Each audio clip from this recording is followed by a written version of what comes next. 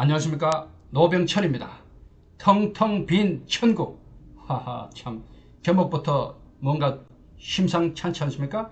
네, 천국이 텅텅 비어있다. 어떤 내용일까요? 저도 궁금합니다. 같이 보시죠. 저는 나사렛 대학교에서 신학부 교수와 그리고 부총장을 역임했습니다. 제 정체성을 먼저 밝힙니다. 나더러 주여 주여 하는 자마다 천국에 다 들어갈 것이 아니요 다만 하늘에 계신 내 아버지의 뜻대로 행하는 자라야 들어가리라. 마태복음 7장 21절 말씀입니다. 이 말씀을 보면요, 참 자신이 없어요. 우리는 그냥 주여 주여 하잖아요. 예수님, 하나님, 교회 다니는 사람이라면 다 이렇게 얘기합니다. 주여 주여 늘 하죠. 그렇다고 해서 다 천국 들어가는 것 아니라고 분명히 말씀하시거든요. 참 천국 들어가기 쉽지 않죠? 그래서 박보영 목사님 설교를 들어보셨죠? 천국 갈 사람 아마도 없을 것 같아요. 저부터. 박보영 목사님이 하시는 말씀 들으면 정말 철저한 성화, 예수님 말씀 그대로 살아야 되고요. 정말 쉽지 않은 그런 삶이에요. 이런 기준을 다 충족하고 사는 사람 몇 명이나 있을까 생각 들고, 그렇다면 천국은 누가 갈 것인가 이런 생각까지 사실 들었어요. 몰라요. 박보영 목사님은 가시겠지만 다른 사람은 솔직히 모르겠어요. 저를 포함해서도요. 천국 다 가고 싶어 합니다. 저를 포함해서 다 가고 싶어 해요. 그러면은 여러 사람들이 노력을 해요. 11조도 열심히 드리고 감사 헌금도 하고 예배도 잘 드리고, 또 그래도 죄를 덜 지으려고 노력하면서 그래도 교회 다니는 사람답게 또 이웃과 베풀면서 그렇게 열심히 잘 살아갑니다. 그런데요 문제가 있죠. 천국 카트라인을 딱 잘랐어요. 이 정도 수준이 되지 않으면 천국 못 들어가 하고 천국 카트라인을 딱 잘라버리면, 끊어버리면 과연 여기에 충족될 만한 사람이 얼마나 있을까 이런 생각이 듭니다. 혹시 여러분 자신 있으세요? 천국 들어갈 점수 충분하십니까? 그래서 천국 가면은 아브라함은 분명히 있을 것 같고요. 그렇죠? 그리고 누가 또 있을까요? 텅텅 비지 않았을까 이런 생각을 하게 됩니다. 포도원 품꾼의 비유가 있죠. 마태복음 20장 1절부터 나오는 말씀. 여기 보면은 주인이 포도원의 품꾼을 부르는 내용이 나오잖아요. 이른 아침에 불렀던 품꾼, 그리고 제3시, 제6시, 제9시, 제11시에 불렀어요. 일을 다 했어요. 마지막 품꾼에게 돈을 주잖아요. 한 데나리온. 그때 마지막 1시간만 일한 사람도 똑같이 아침 일찍 일한 사람과 같이 한 데나리온을 줬거든요. 그러니까 불평하잖아요. 왜 저 사람은 늦게 와서 우리보다 훨씬 일을 적게 했는데도 똑같이 돈을 받느냐 했을 때 주인이 했던 말 아주 위로가 됩니다. 보십시다. 내 것을 가지고 내 뜻대로 할 것이 아니냐. 이것이 어쩌면 우리에게 위로가 될 것 같아요. 아침 일찍 부름받아서 열심히 일한 사람이나 마지막에 턱걸이 한 사람이나 하나님이 부르셨잖아요. 포도원이 어디예요? 천국 비유 아니겠어요? 포도원에 들어왔다는 자체가 이미 천국에 발을 디딘 것 아니겠습니까? 어떻게 생각하십니까? 열심히 일한 사람, 마지막에 들어와서 일한 사람 같다는 겁니다. 포도원에 들어왔다는 것이 중요하다는 거죠. 교회에 왔다는 것, 예수님 내 구주로 영접했다는 것이 답이 아닐까 생각이 듭니다. 그래서 십자가에 예수님 돌아가실 때 두 강도 너무너무 유명한 얘기 아닙니까? 왼편 강도는 예수님을 욕하고 저주했지만 오른쪽 강도는 어떻게 했어요? 내 영혼을 부탁한다고 했어요. 그때 예수님이 내가 진실로 내게 이르노니 오늘 내가 나와 함께 낙원에 있으리라. 얼마나 위로가 됩니까? 마지막 죽는 순간에 그냥 구원받은 거예요. 이 낙원이라는 의미는 여러 가지 해석이 가능합니다만 어쨌든 예수님이 계신다는 것 아닙니까? 같이 예수님이 낙원에 같이 있겠다고 했습니다. 천국이 어디예요? 하나님이 계시는 곳이 천국 아니겠어요? 이 땅에도 하나님이 계시면 이 땅도 천국 아니겠어요? 하나님이 안 계시면 그것이 지옥이죠. 어쨌든 마지막 순간에 예수님을 믿었던 이 강도는 천국 갔겠죠. 당연히 약속을 하셨으니까. 뭐 11조를 했겠어요. 감사헌금을 했겠어요. 뭐 열심히 성화롭게 또 구별되게 예수님 믿는 제자답게 그렇게 절제하면서 살았겠어요? 마지막 죽는 순간인데 죄 있는 그대로 갖고 있다가 마지막 한순간에 회개하고 예수님 믿는 그 사람 아니겠어요? 이것이 우리에게 위로가 안 되겠어요? 위로. 네, 저는 그렇게 생각합니다. 그래서 박효진 장로님의 사형수 얘기 들어보면은 이것이 극명하게 드러나죠.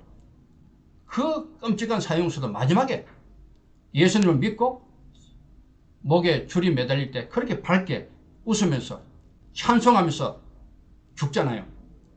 이 사람들 이 땅에 살고 있을 때 뭐 착한 일 했나요? 뭐 교회 열심히 다녔나요? 뭐 11조 열심히 했나요? 아니잖아요. 마지막 순간에 예수님 믿고 목에 밧줄이 걸리는 그런 사람 아니겠어요?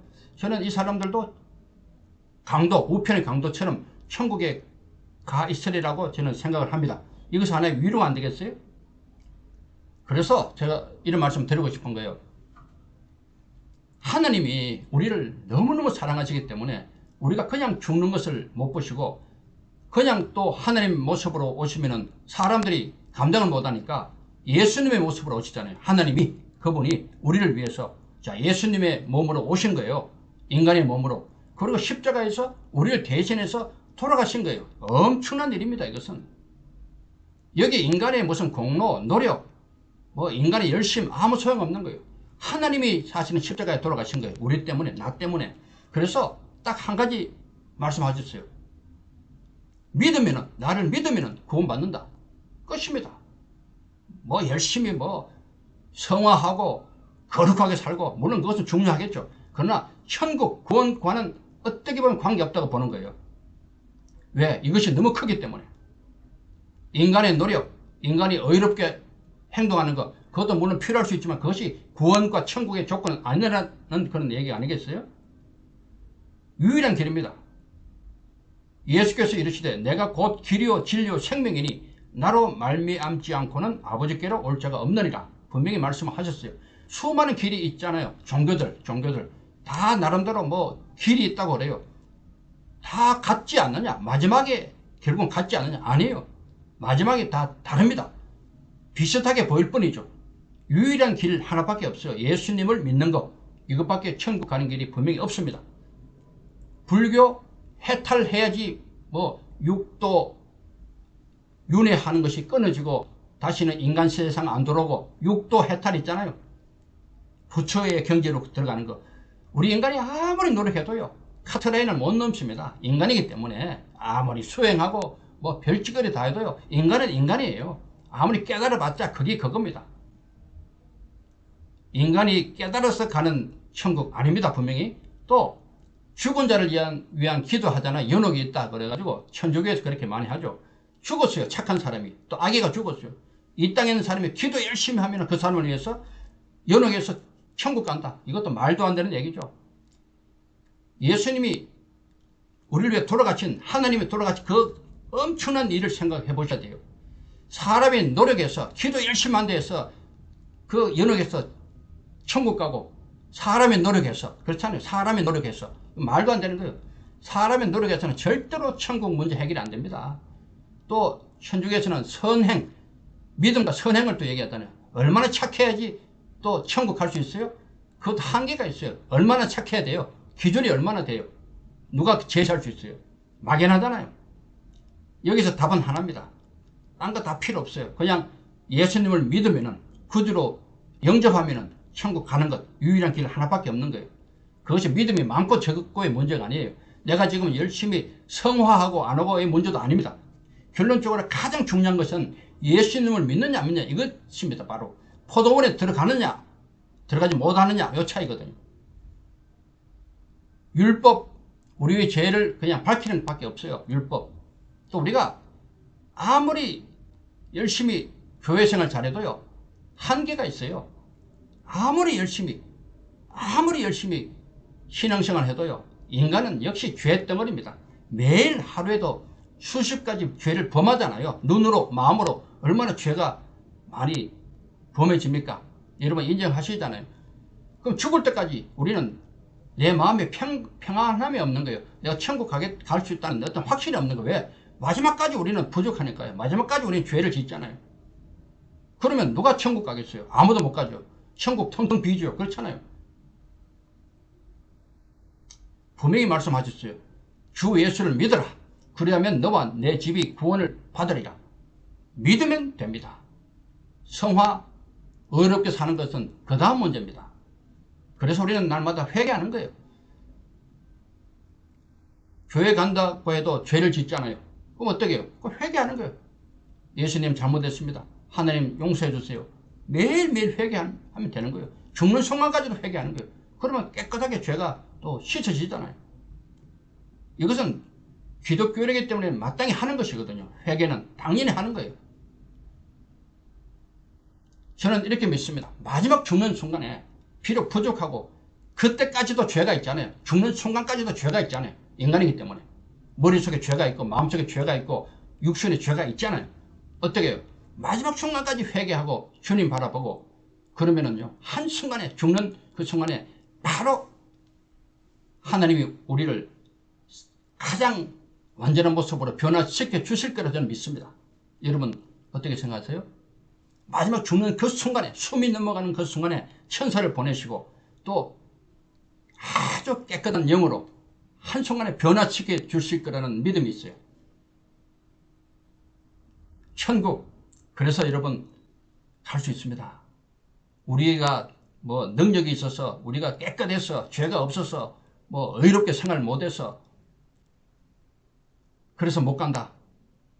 그래서 제대로 믿어야 된다. 이렇게 자꾸 강조받지만은 물론 그렇게 사는 것도 나쁘지 않지만은 중요한 거 천국에 대한 확신이 없으면요. 우리는 기독교 믿을 필요가 없습니다. 불교나 뭐 딴 종교와 똑같아요. 자기가 깨닫는 그런 종교라면요. 이 땅에 있는 동안 죽기 전까지 천국 가기 직전까지 우리 살아가야 되잖아요. 매일 살아가는 과정에서 확신이 있어야 돼요. 천국 나는 갈 수 있어. 비록 내가 죄인이지만 죄를 짓지만 또 회개하고 하늘을 바라보고 예수님 내 구주로 늘 영접한 그 마음을 잊지 않고 그 상태로 계속 가면은 내 마음속에 기쁨이잖아요. 구원에 대한 확신, 천국 확신이 있잖아요. 그렇게 사시기 바랍니다. 텅텅 빈 천국 이제 이해가 되나요? 네. 우리는 늘 죄인이지만은 늘 회개하면은 되는 것이고 마지막 죽는 그